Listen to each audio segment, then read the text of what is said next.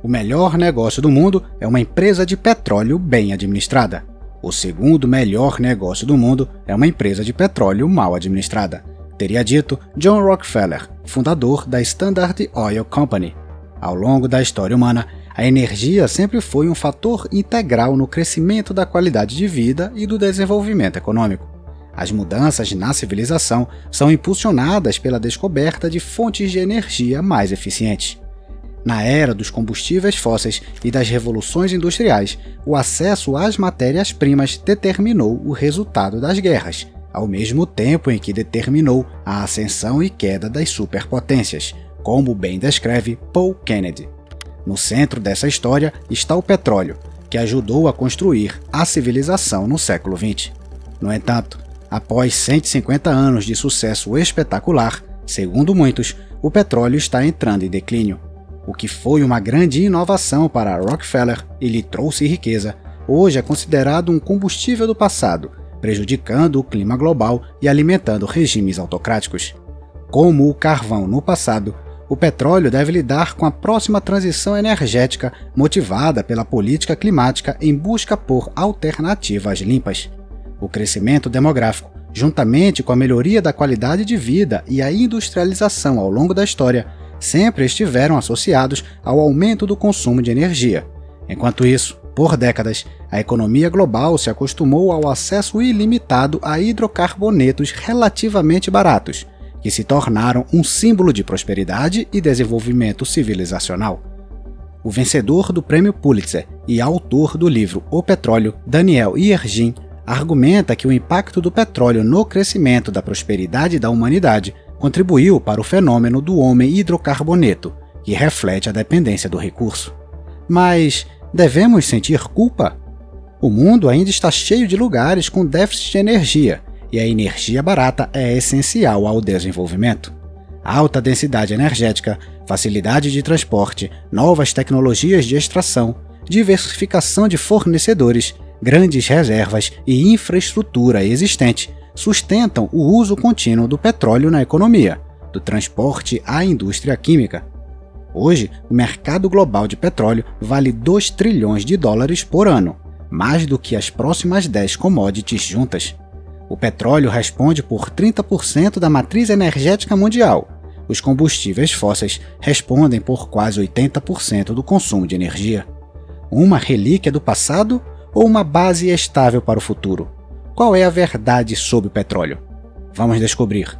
Bem-vindo ao Dossiê dos anos 20.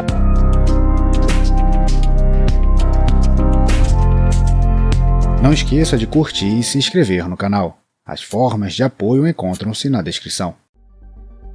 O petróleo alcançou um sucesso notável nos últimos 150 anos. Por décadas, ele forneceu o equilíbrio certo entre segurança de abastecimento, relação custo-benefício e, especialmente em comparação com o carvão, impacto ambiental menos danoso. Substituir uma fonte de energia assim é extremamente difícil, mas o petróleo agora tem rivais sob a bandeira da energia verde: sol, vento e água. Essas fontes não garantem uma conversão de energia tão boa, mas a consciência climática, juntamente com o desenvolvimento tecnológico, está melhorando a situação das fontes de energia renováveis a cada ano. Também há ideias absurdas, como o decrescimento, ou seja, interromper o desenvolvimento e reduzir o consumo de energia. Mas as políticas climáticas ambiciosas e a crescente competitividade das energias renováveis estão criando uma dinâmica que está mudando a demanda global da energia em detrimento de combustíveis fósseis. Antecipando a próxima transição energética na história, a importância do petróleo que alimentou a prosperidade do pós-guerra e a era da hiperglobalização está evoluindo aos olhos dos consumidores, produtores e políticos. A história moderna do petróleo começou na segunda metade do século XIX, quando o mundo ocidental experimentou um desenvolvimento econômico único, alimentado pela urbanização e pelo crescimento da produção industrial. Desde o início, a revolução foi impulsionada pela invenção da máquina a vapor e pelo uso de combustíveis fósseis. Inicialmente, foi o carvão que se tornou o símbolo da revolução industrial. Com o tempo, foi substituído pelo petróleo. que, na forma de querosene, permitiu, entre outras coisas, iluminar cidades em crescimento de forma mais eficiente e barata. A febre do petróleo começou nos Estados Unidos. Um dos pioneiros do petróleo foi Edwin Drake, residente na Pensilvânia, símbolo da revolução do petróleo naquele estado. Isso aconteceu na década de 1880. A Pensilvânia produzia quase 80% do petróleo mundial. Mais tarde, refinarias e poços de petróleo começaram a surgir em todo o país. Esta também foi a época de Rockefeller, que no final do século havia se tornado, talvez, o homem mais rico do mundo. No entanto, seu monopólio foi quebrado em 1911 por Theodore Roosevelt, mas seus remanescentes, ExxonMobil e Chevron, ainda são líderes no mercado global de petróleo. O sucesso dos americanos foi inegável e levou os europeus a explorar depósitos em suas próprias colônias. Em 1907, os britânicos formaram o Anglo-Persian Oil Company, após obter uma licença para explorar petróleo no Irã. O petróleo se mostraria essencial para consolidar o domínio da Marinha Real, liderada pelo almirante Jack Fisher. Quando eclodiu a Primeira Guerra Mundial, Londres pressionou pela nacionalização da empresa, o que apenas confirmou o caráter estratégico do petróleo. Um dos principais proponentes dessa mudança foi Winston Churchill. O Lorde do Almirantado reconheceu que a supremacia naval, da qual dependia o poder do Império Britânico, dependia do acesso ao petróleo. Lord Curzon chegou a declarar que a Entente havia cavalgado para a vitória em uma onda de petróleo. Ainda mais do que no mar, era evidente no domínio terrestre. Em 1914, o exército britânico iniciou a guerra com menos de 900 veículos de combustão interna e terminou com quase 80 mil. Outros 50 mil foram entregues ao exército dos Estados Unidos somente em abril de 1917. O advento do motor de combustão interna e o enorme potencial do transporte civil impulsionaram a próxima etapa da febre do petróleo e a busca por novos depósitos. Yergin acredita que a invenção do motor de combustão interna marcou uma nova etapa na civilização, na qual o petróleo desempenharia um papel primordial. A década de 1930 foi marcada por uma série de descobertas no Oriente Médio e pela concessão a várias empresas ocidentais. Em 1938, o petróleo foi descoberto na região de Al-Assa, na Arábia Saudita, que se tornaria o mais importante produtor de petróleo do Oriente Médio. A primeira metade do século XX foi, assim, marcada pela crescente importância estratégica do petróleo aos olhos das potências mundiais. Durante as guerras mundiais, o petróleo serviu como um motor por trás da guerra de manobra, uma revolução na aviação e batalhas navais em uma escala sem precedentes. O acesso à matéria-prima era essencial para obter domínio sobre as rotas de comunicação marítima e para mecanizar os maiores exércitos da história da humanidade.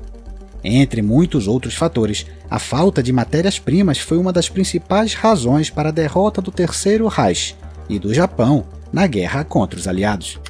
Do outro lado do Atlântico, os Estados Unidos forneceram 6 de cada 7 barris de petróleo usados para derrotar a Alemanha. A Guerra de Atrito do norte da África à Frente Oriental e a Guerra do Pacífico seria decidida pelo acesso às matérias-primas que alimentavam a máquina de guerra aliada. Os milagres econômicos do pós-guerra também são explicados pelos combustíveis fósseis, nomeadamente o petróleo, que se tornou símbolo de prosperidade e sucesso nas democracias ocidentais.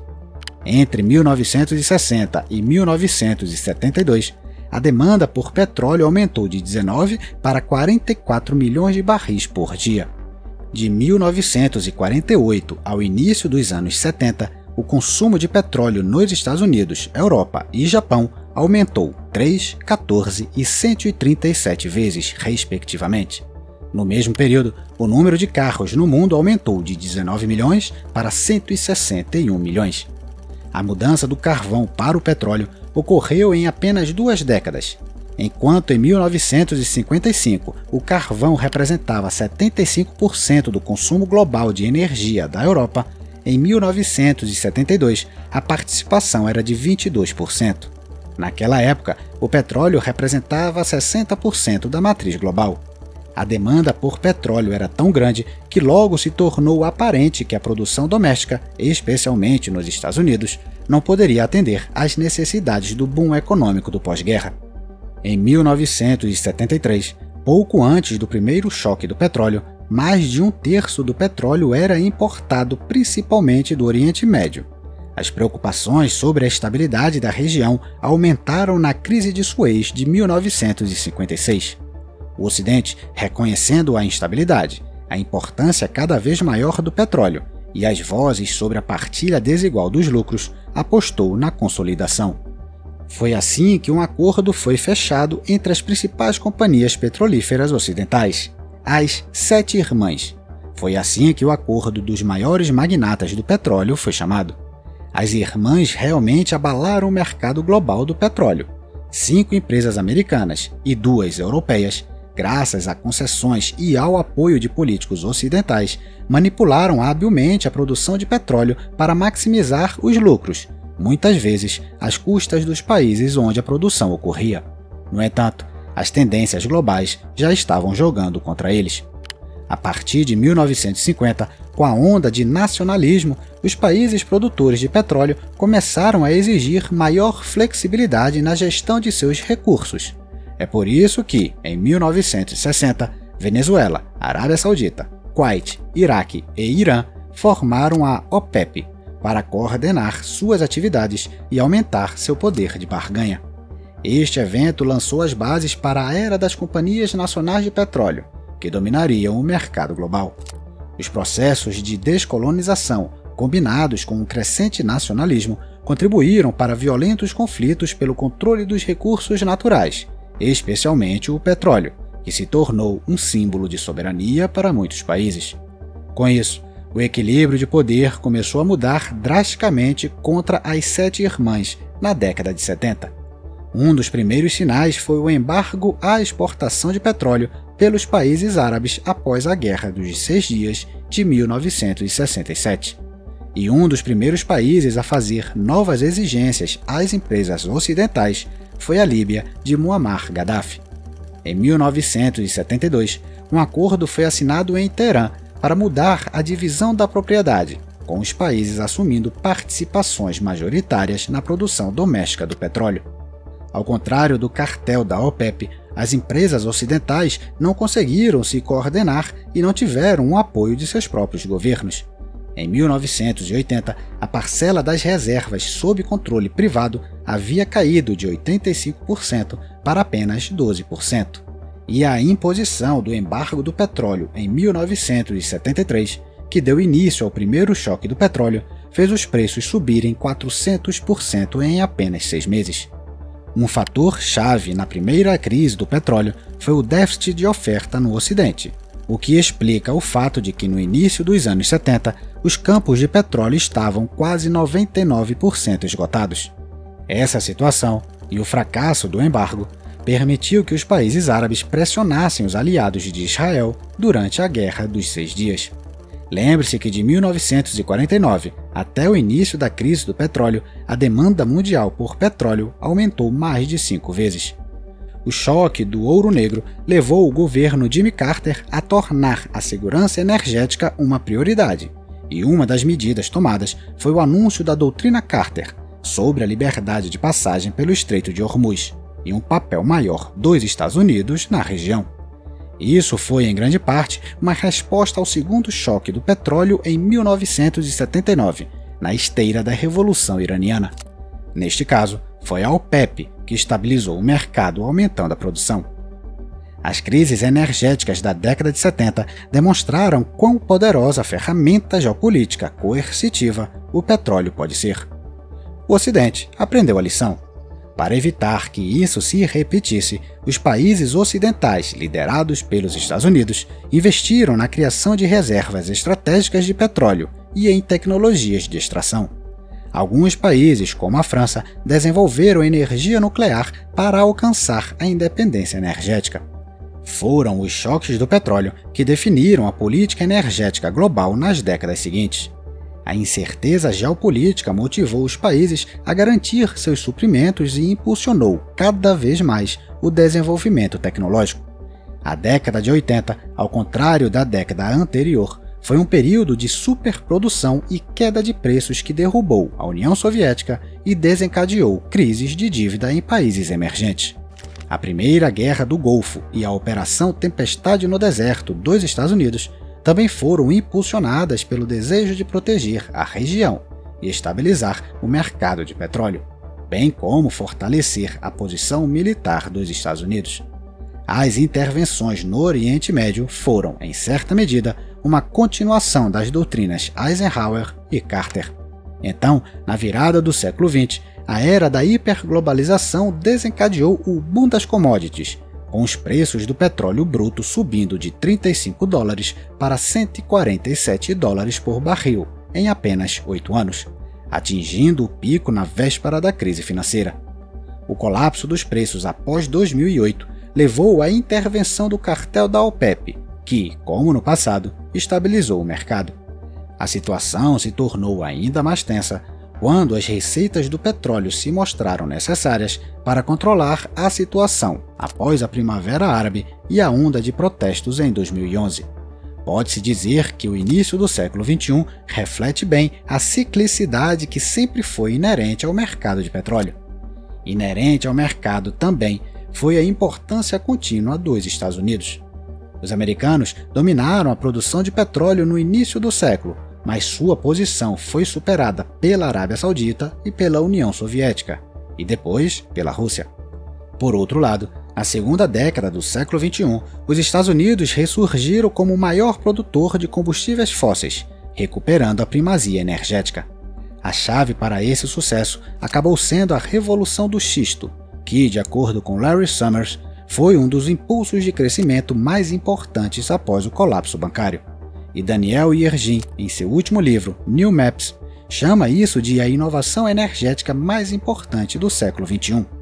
Além da independência energética, a corrida do xisto nos Estados Unidos revolucionou o mercado global de petróleo e enfraqueceu o cartel da OPEP. A velha máxima sobre o petróleo fluindo do leste estava lentamente se tornando história. Em 2005, os Estados Unidos importavam até 12 milhões de barris por dia, o que representava metade do déficit comercial do país. 10 anos depois, após uma onda de investimentos nos campos da bacia permiana, a produção saltou quase 100% para 15 milhões de barris por dia. No Texas, a produção até triplicou até 2014. No entanto, apesar de seu status de superpotência energética, a falta de capacidade de produção sobressalente torna difícil estabilizar o mercado em casos de crises repentinas.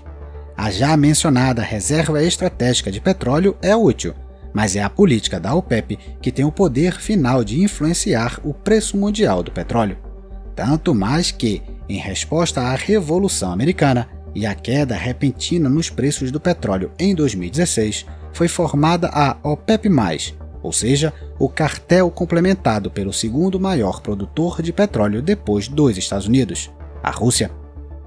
No entanto, a OPEP+, não é algo sólido. A eclosão da pandemia de Covid reduziu a demanda por petróleo em até 30%, e isso levou a uma situação em que os sauditas e os russos estavam na garganta um do outro em 2020. Como resultado da guerra de preços, os preços do petróleo chegaram a território negativo. Os meses de crise que se seguiram demonstraram a fragilidade da OPEP+, e o problema de conciliar interesses conflitantes, o que, até hoje, dificulta a definição de uma estratégia comum. Mas, mesmo a Covid não foi tão devastadora para o mercado de energia quanto o que aconteceu 2 anos depois.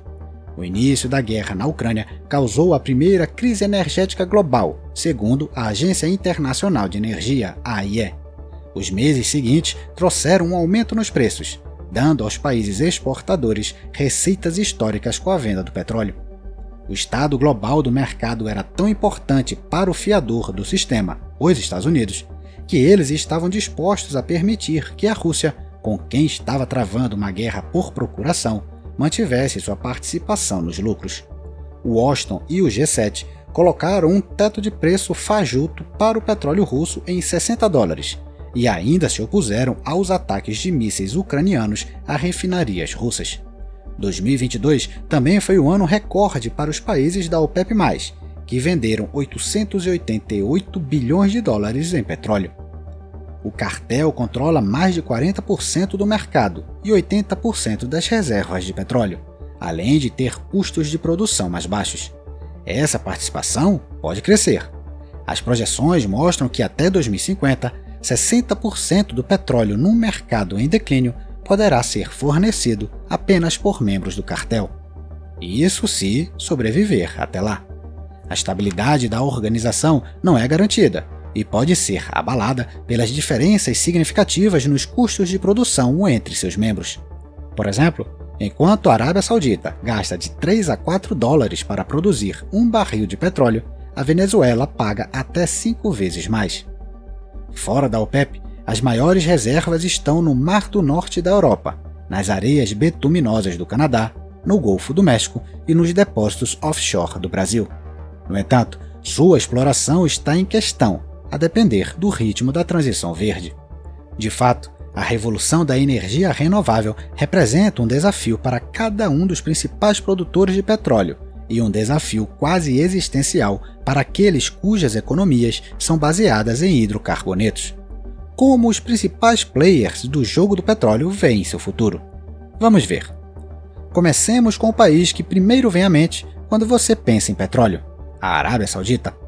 Desde a década de 70, os sauditas geraram uma receita estimada em mais de 10 trilhões de dólares com as vendas de petróleo, lançando as bases para seu poder regional e a riqueza do que antes era uma sociedade extremamente pobre. Hoje, em vez de enterrar a cabeça na areia, Riad está buscando soluções para o futuro incerto de sua galinha dos ovos de ouro. A estratégia do reino é a Saudi Aramco, que produz até 11 milhões de barris por dia, ou 10% da demanda global. Até recentemente, a empresa planejava aumentar sua capacidade de produção para 13 milhões até o final da década. Em 2022, a Saudi Aramco reportou lucros de 161 bilhões de dólares. A força do conglomerado vem dos baixos custos, mas o objetivo dos sauditas para as próximas décadas é produzir o barril de petróleo mais limpo e barato possível diante do enfraquecimento da demanda. Hoje, estima-se que os custos de produção sejam tão baixos quanto 3 dólares por barril, ou apenas 10% do custo das operações no Mar do Norte. E com grandes margens vem grandes planos.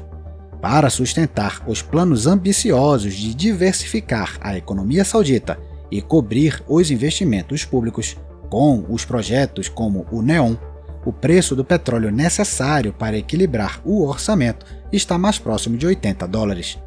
Depois de 2022, esse teto foi geralmente alcançado, mas antes disso, o petróleo custava cerca de 40 dólares.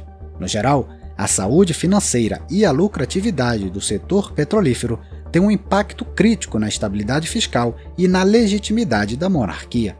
Riad já forneceu dezenas de bilhões de dólares em subsídios de combustível para seus cidadãos. Então, não deve ser surpresa que, apesar de seu tamanho médio, a Arábia Saudita seja o 11º maior consumidor de energia do mundo. Os sauditas também tentam não colocar todos os ovos na mesma cesta. A nova estratégia é diversificar e usar energias renováveis para atender a demanda interna, enquanto reorienta o setor de petróleo para as exportações, a fim de capturar o mercado em declínio. Além disso, a Saudi Aramco quer focar na descarbonização da produção, desenvolvendo tecnologias de captura e armazenamento de CO2 e investindo em hidrogênio verde. Especialistas apontam que Riad está bem posicionada para ser líder na nova era da eletrificação, graças às condições favoráveis para a energia solar, capital de investimento, tecnologia disponível e geologia favorável. O objetivo ambicioso é gerar 50% de sua eletricidade a partir de energias renováveis até 2030, um aumento de mais de 50 vezes. Os sauditas pretendem juntar-se a Estados Unidos e China como os 3 principais países em termos de sustentabilidade. No total, a Iniciativa Verde Saudita deve alocar 200 bilhões de dólares até 2030. Outra forma de descarbonizar a produção é por meio do plantio de 10 bilhões de árvores, Ao contrário de outros países exportadores da África ou América Latina, Riad se protegeu contra uma crise de commodities, criando um fundo de investimento público de 620 bilhões de dólares para ajudar a atender às ambições da monarquia delineadas em seu programa Visão 2030. Ainda olhando para o Oriente Médio, outra diversificação relativamente bem-sucedida foi realizada pelos Emirados Árabes Unidos, onde a participação do petróleo e gás no PIB nos últimos 20 anos caiu pela metade. Os Emirados, como a Arábia Saudita, também têm um fundo soberano de 800 bilhões de dólares, bem como uma empresa, a Mubadala, que administra 300 bilhões em ativos verdes. Outros países do Golfo, cientes dos desafios da transição, como Catar e Omã, têm se concentrado em captura de carbono, bem como no hidrogênio. Omã também é um país que vale a pena observar, pois procura alavancar a infraestrutura de transporte existente, portos e instalações de armazenamento para obter vantagem de mercado. Mas isso não significa que toda a região esteja indo bem. A participação dos hidrocarbonetos na economia de cada país continua demasiadamente alta e a diversificação está indo lenta. E os combustíveis fósseis continuam sendo uma fonte barata para legitimar regimes autocráticos, respondendo por 90% da geração de eletricidade por lá. Além do custo de produção, a densidade de carbono terá um papel importante no futuro dos produtores de petróleo. Enquanto a Arábia Saudita e outros países do Golfo se destacam de forma positiva, outros exportadores como Argélia e Venezuela emitem até 4 vezes mais CO2 durante todo o processo de extração e processamento de petróleo. Os azarões nessa corrida podem ser o Brasil e a pequena Guiana, de 800 mil habitantes, onde a produção de petróleo deve aumentar para até 1,5 milhão de barris por dia nos próximos anos, graças a investimentos em campos offshore. A Argentina, que sofre com uma crise econômica crônica, possui o 4º maior campo de óleo de xisto do mundo. É esse tipo de petróleo que se tornará cada vez mais importante devido à flexibilidade de produção, resultante da curta vida útil dos novos campos. No geral, a América Latina será uma das poucas regiões onde a produção de petróleo deverá aumentar nos próximos anos. Porém, ao contrário do Oriente Médio, o continente parece menos preparado para mudanças de longo prazo. O setor é dominado por empresas estatais que são a espinha dorsal de suas economias e influenciam a saúde fiscal e a estabilidade política. Podemos ver isso nos eventos na Venezuela e no Brasil. A corrupção, a gestão ineficiente e a falta de tecnologia não apenas impediram o uso dos lucros para o desenvolvimento econômico, mas também enfraqueceram a posição competitiva de muitos países. O Equador depende do petróleo para 1/4 de seu orçamento. Na Colômbia, 50% das exportações são vendas de combustíveis fósseis. Outra vítima da falta de competência é a Pemex, do México, que tem uma dívida de 100 bilhões de dólares e não possui tecnologia para explorar novos depósitos. É por isso que, no longo prazo, a América Latina perderá participação de mercado e receitas. As receitas das exportações de petróleo em todo o continente podem cair até 6,8 trilhões de dólares até 2035.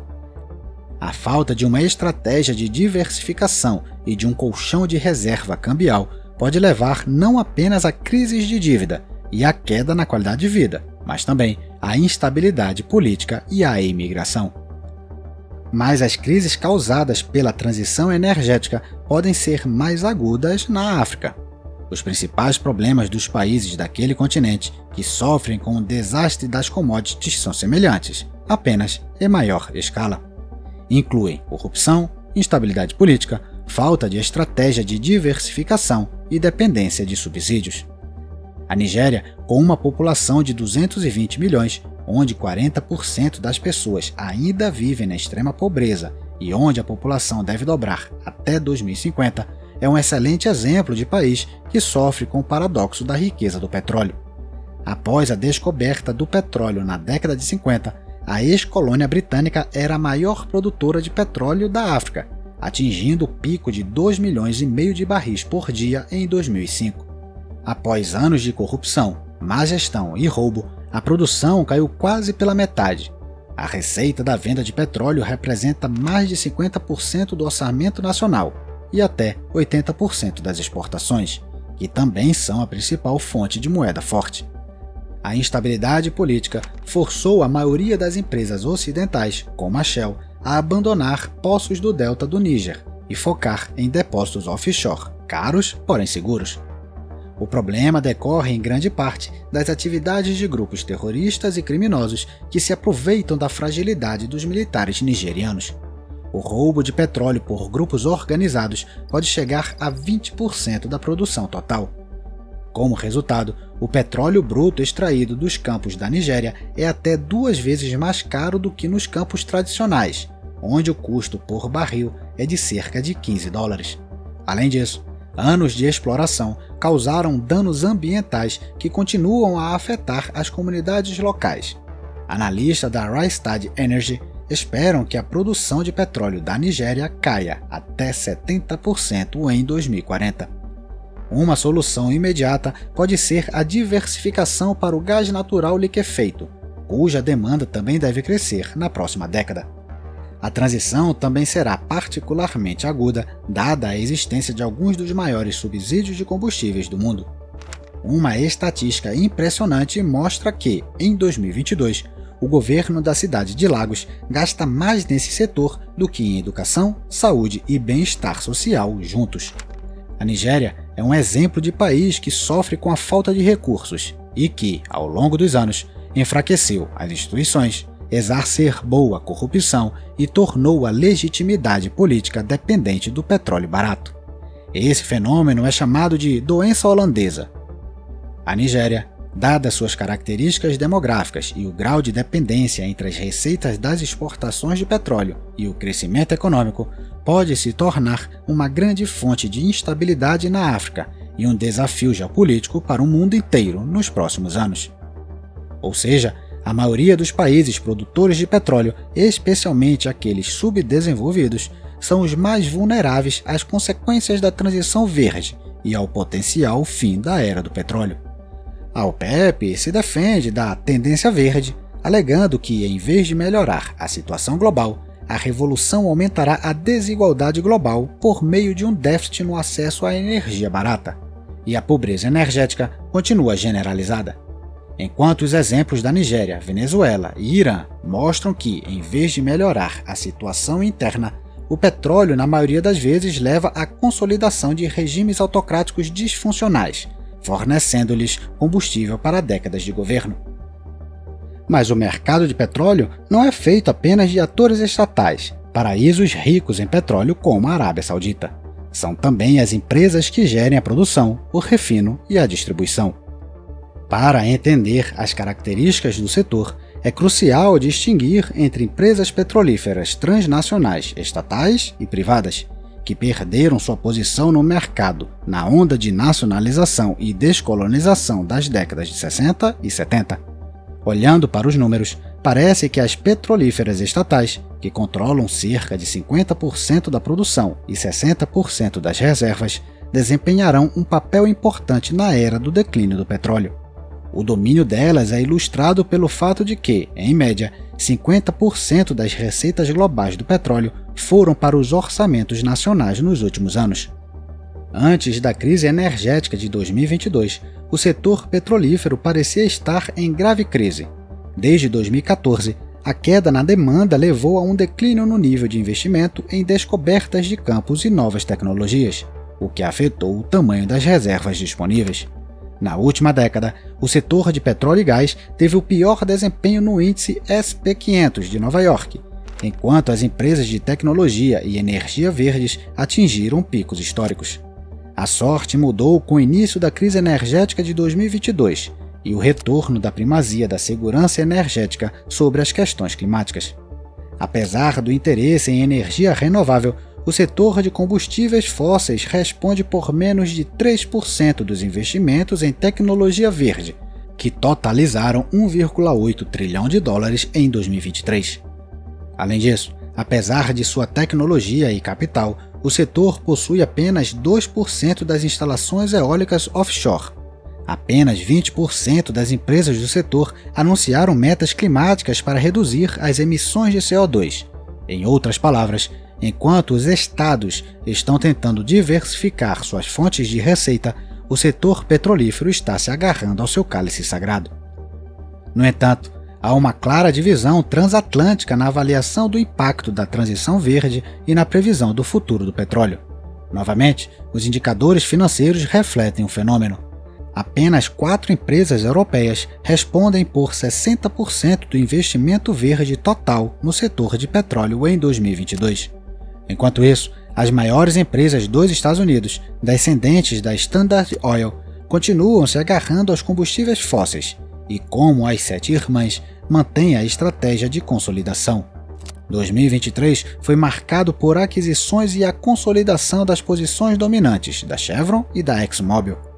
As aquisições de produtores menores, como a Hess e a Pioneer Natural Resources, por 53 bilhões de dólares e 60 bilhões de dólares, respectivamente, devem aumentar as participações nos campos de xisto do Texas e fornecer acesso a novos campos na Guiana. Como resultado, a Exxon se tornou a maior produtora de petróleo dos Estados Unidos, com produção de mais de 800 mil barris por dia. Assim, não é difícil perceber que a estratégia das empresas americanas é bem diferente das ações de empresas europeias como a British Petroleum, Total Energies e Equinor. E isso agrada os investidores. São as empresas americanas que são muito mais populares nas principais bolsas de valores do mundo, principalmente devido aos retornos decepcionantes dos investimentos verdes e ao ritmo lento das mudanças. O principal objetivo dos americanos é simplesmente aumentar a competitividade diante da crescente concorrência dos exportadores do Oriente Médio.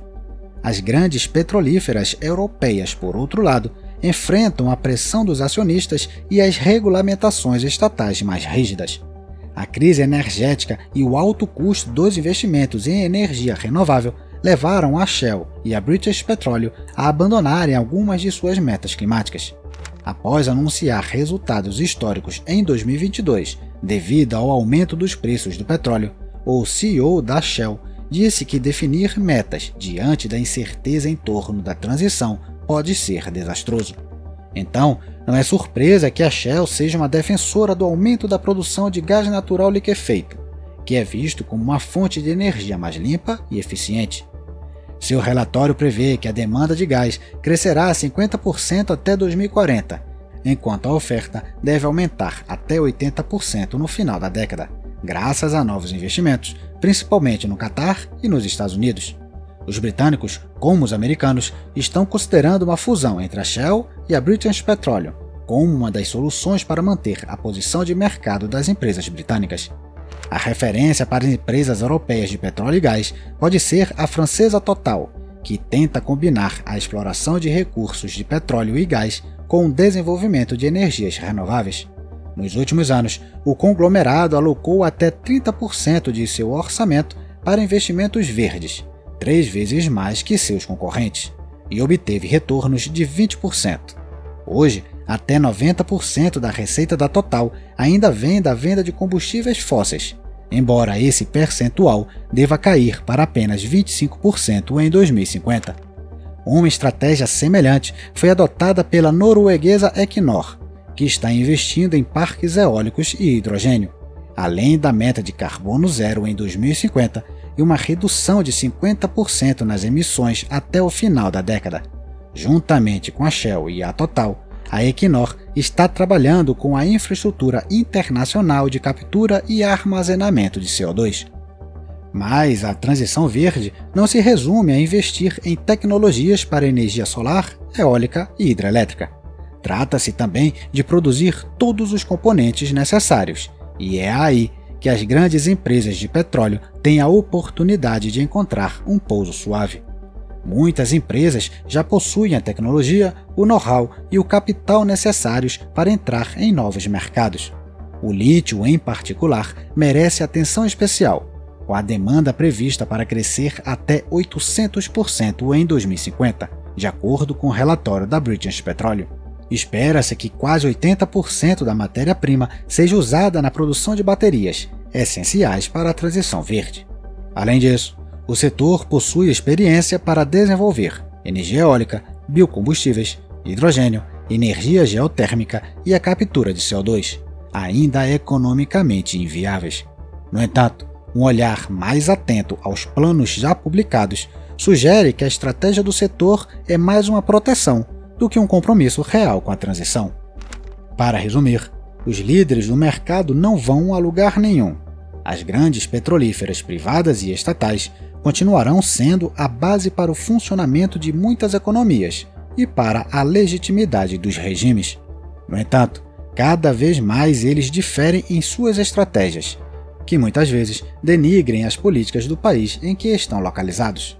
Em teoria, as grandes petrolíferas têm tudo de que precisam para desempenhar um papel decisivo na transição energética, tecnologia, capital e know-how, mas muitas estão hesitantes e estão voltando ao assunto que conhecem melhor: petróleo.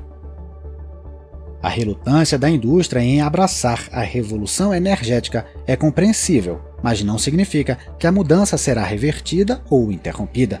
O já citado autor Daniel Yergin, especialista da S&P Global, acredita que 25 anos não é tempo suficiente para completar a transição energética da economia global e se afastar dos hidrocarbonetos. É importante lembrar que a maior parte do aumento das emissões de CO2 nas próximas décadas será de responsabilidade dos países do sul global, que ainda sofrem com a pobreza energética. Assim, enquanto o Ocidente se afastará gradualmente do petróleo, as perdas serão um pouco compensadas pelos países em desenvolvimento. Em seu relatório, a British Petroleum prevê que o consumo de petróleo na Europa cairá para os níveis da década de 60 já em 2035, enquanto que o pico da demanda por petróleo no Ocidente já passou, tendo ocorrido no início da última década. A situação nos mercados emergentes é diferente. Para ilustrar, em 2019, o consumo per capita de petróleo nos Estados Unidos era 15 vezes o da Índia e ainda 6 vezes o da China. O consumo de energia per capita é um reflexo do nível de desenvolvimento de uma nação e sempre determinou a qualidade de vida, o que é bem refletido pelas diferenças no PIB per capita. Analistas da OPEP estimam que até 2045 a demanda de petróleo nos países não membros da OCDE aumentará em 25 milhões de barris por dia, quase um quarto da demanda atual. O relatório da British Petroleum indica que em 2050 até 70% do fornecimento de petróleo irá para países subdesenvolvidos. Nos próximos 20 anos, espera-se que a China e a Índia respondam por 60% do aumento da demanda. Além do mais, em meados da década de 2030, espera-se que os dois países importem 75% e 90% de sua demanda de petróleo, respectivamente, o que exacerbará as dependências, especialmente do Oriente Médio. De acordo com a McKinsey & Company, em meados do século XXI, espera-se que a Ásia responda por até 60% das importações totais de petróleo, o que aumentará ainda mais a importância das rotas marítimas do Indo-Pacífico, bem como de gargalos como o Estreito de Malaca. No entanto, ao falar sobre geografia, deve-se estar ciente de outro fenômeno. O economista-chefe da British Petroleum, Spencer Dale, aponta que a extração e produção não são mais apenas nas petromonarquias estereotipadas do Oriente Médio. Nos 50 anos, desde a crise do petróleo, a produção nos países da OCDE quase se igualou às dos países da OPEP, aproximando-se de 1,5 bilhão de toneladas por ano, principalmente graças aos Estados Unidos, é claro, mas não apenas. O Canadá produz mais que Iraque, Irã, Emirados Árabes Unidos ou Kuwait. Noruega e México produzem mais que Nigéria, Líbia ou Argélia. A Colômbia e o Reino Unido também são grandes produtores. No geral, desde 1974, a participação do Oriente Médio na produção global caiu de 37% para 29%. Em outras palavras, a concorrência no mercado de produtores está aumentando e o monopólio da OPEP está enfraquecido. Outra tendência verde também joga contra o petróleo, a eletrificação dos carros. Assim como a demanda massiva por automóveis durante a Primeira Guerra Mundial fez disparar a demanda por petróleo, o crescimento dos elétricos pode a derrubar. Por um motivo simples: os carros respondem por mais de 30% de todo o consumo de petróleo, cerca de 30 milhões de barris por dia. Em apenas 25 anos, esse número deve cair de 16 milhões de barris por dia para apenas 4 milhões, dependendo do sucesso do desenvolvimento tecnológico da eficiência das baterias. Não há uma divisão geográfica clara nesse setor. Na corrida para construir o melhor carro elétrico estão os americanos da Tesla, os europeus de empresas alemãs e francesas, ou os chineses da BYD em Geely. Mas ainda estamos no início desta jornada, com os carros elétricos sendo apenas 2% dos carros nas estradas. Embora, de acordo com a British Petroleum, os veículos elétricos devam representar de 20% a 35% da frota total em 2035, dependendo do ritmo da descarbonização. No cenário de carbono zero em 2050 da Agência Internacional de Energia, 85% dos carros teriam que ser elétricos, mas isso parece impossível. A demanda por petróleo, então, cairia até 75% em 2050 e 25% em 2030. O secretário-geral da OPEP criticou o anúncio da agência, chamando-o de uma continuação da narrativa anticombustíveis fósseis que poderia desestabilizar o mercado. O cartel tem uma previsão completamente oposta e, claro, acredita que a demanda por petróleo crescerá nas próximas décadas, aumentando até 16% em 2045, apontando para as antigas previsões erradas da agência da OCDE de um pico na demanda por petróleo em 2019. Essas previsões foram desmascaradas após o fim da pandemia.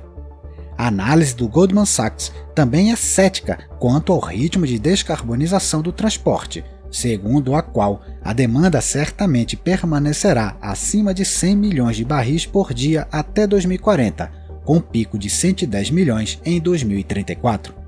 Os analistas do banco acreditam que a maior parte do petróleo adicional no mercado será utilizada na indústria petroquímica, que produz plásticos e fertilizantes. Já o relatório Global Energy Perspective, da McKinsey, sugere que a demanda no século XXI variará de 54 a até 97 milhões de barris por dia. No geral, o número de veículos elétricos deve aumentar de 1,2 bilhão para até 2,1 bilhões de veículos novos até 2050. No entanto, muitos argumentam que o número de veículos de combustão interna também aumentará drasticamente, devido ao crescimento da população global e ao desenvolvimento econômico de países mais pobres. Mais um concorrente do petróleo é outro elemento que tem estado adormecido, o urânio. A energia nuclear estava no auge de sua popularidade durante os anos da Guerra Fria, mas Chernobyl e o lobby do petróleo colocaram um fim na empolgação nuclear. Hoje, no entanto, a energia nuclear está voltando em muitas partes do mundo, com novos reatores surgindo em todos os continentes. Se esse novo surto nuclear for bem sucedido, outros países poderão seguir esse caminho. E então, a energia para carros elétricos, juntamente com as energias renováveis voláteis, pode não vir necessariamente de usinas de petróleo e gás, mas de usinas nucleares. Um exemplo vem da França, que fez uma drástica mudança nuclear após a crise do petróleo de 73, com base no Plano Mesmer. A França construiu 60 unidades nucleares em 25 anos e a participação nuclear na matriz subiu para 74% e se manteve nesse nível por 30 anos. E a construção de uma usina nuclear no Egito mostra que a energia nuclear não precisa ser reservada a países desenvolvidos. Estima-se que quase 10% da população mundial ainda não tem acesso à eletricidade. Paradoxalmente, cerca de 40% da população da Nigéria, um dos maiores produtores de petróleo da África, sofre com esse problema. Então, talvez o futuro não seja o petróleo, mas o nuclear. Uma nova era do petróleo está chegando, e será mais difícil do que os últimos 100 anos, quando o petróleo era sinônimo de riqueza, uma ferramenta geopolítica e desenvolvimento econômico, tudo num só. Hoje, o petróleo tem muitos rivais: a transição verde, as energias renováveis, a eletrificação, a energia nuclear e as tendências sociais e ideológicas. A nova geopolítica do petróleo será caracterizada pelo aumento da concorrência entre as potências energéticas, tentativas de concentrar a produção e o refino, e lutas entre interesses privados e públicos por um mercado em declínio. Mas já podemos então declarar a morte do petróleo? Vou responder com outra pergunta. Pode-se falar em morte do petróleo enquanto a maior potência do mundo é seu maior produtor e a segunda maior potência é seu maior importador? Ou seja, é muito cedo para isso. O petróleo continuará desempenhando um papel fundamental nas próximas décadas, mas um papel relativamente menor. Mas seus maiores beneficiários tentarão atrasar seu fim o quanto for possível.